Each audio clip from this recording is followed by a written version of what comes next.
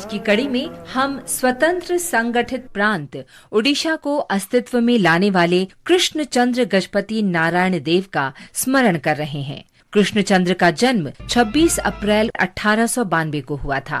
वे एक शिक्षाविद, स्वतंत्रता सेनानी और सामाजिक कार्यकर्ता थे।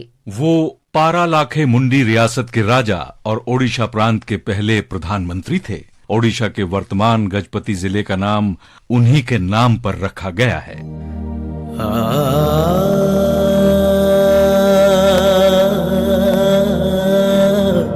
कृष्णचंद्र ने 16 नवंबर 1930 को लंदन में हुए पहले गोल मेज सम्मेलन में भाग लिया था, जिसमें उन्होंने भाषा और सांस्कृतिक एकरूपता के आधार पर ओडिशा को एक अलग प्रांत बनाने की मांग उठाई थी। महाराजा कृष्णचंद्र गजपति, उत्कल गौरव मधुसूदन दास, उत्कल मणि गोपाबंधु दास, फकीर मोहन सेनापति और उत्कल सम्मेलनी के अन्य प्रमुख सदस्यों के अनवरत प्रयासों से ही 1 अप्रैल 1936 को ओडिशा राज्य का गठन हुआ।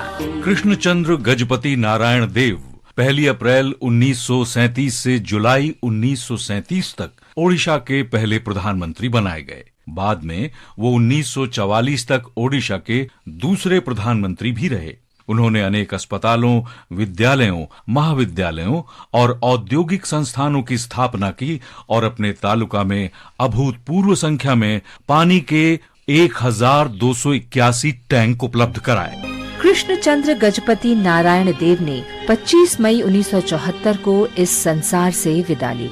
ओडिशा को एक अलग राज्य बनाने की उनकी अदम्य लगन और धुन बेमिसाल है और आधुनिक ओडिशा के इतिहास में ये एक स्वर्णिम अध्याय के रूप में अंकित रहेगा। महान राष्ट्रवादी नेता कृष्णचंद्र गजपति नारायण देव को हमारी भावभीनी श्रद्धांजलि। आज हम गोलाघाट असम की प्रमुख राजनीतिक कार्यकर्ता द्वारिका दस्सी को भी श्रद्धांजलि अर्पित कर रहे हैं। 1932 में 26 अप्रैल को उनका निधन हुआ था। जब असहयोग आंदोलन में भाग लेने पर उन्हें गिरफ्तार किया गया था तो वो 5 महीने की गर्भवती थीं। शिवसागर में जेल में रहते हुए उन्हें जेल अधिकारियों की अमानवीय यातनाओं का शिकार होना पड़ा। इन यातनाओं की वजह से गर्भपात के कारण 26 अप्रैल 1932 को उनका निधन हो गया। भारत की इस निर्भीक और साहसी पुत्री को हमारा शत शत नमन। आज हम इंडियन नेशनल आर्मी के सदस्य हजारी को भी भावांजलि अर्पित कर रहे हैं, जिनका जन्म 26 अप्रैल 1920 को हरियाणा के गुड़गांव में हुआ था। 1943 में वे इंडियन नेशनल आर्मी में शामिल हुए और सुभाष ब्रिगेड में सेवारत हो गए। वे 1944 में इम्फाल में ब्रिटेन की सेना से लड़ते हुए शहीद हो गए। देश के इस महान सपूत को हमारा नमन। आजादी का सफर की इस कड़ी में आज हम शहीद कुंढार सिंह का भी स्मरण कर रहे हैं, जिन्होंने सन 1857 में आजादी की पहली लड़ाई में हिस्सा लिया।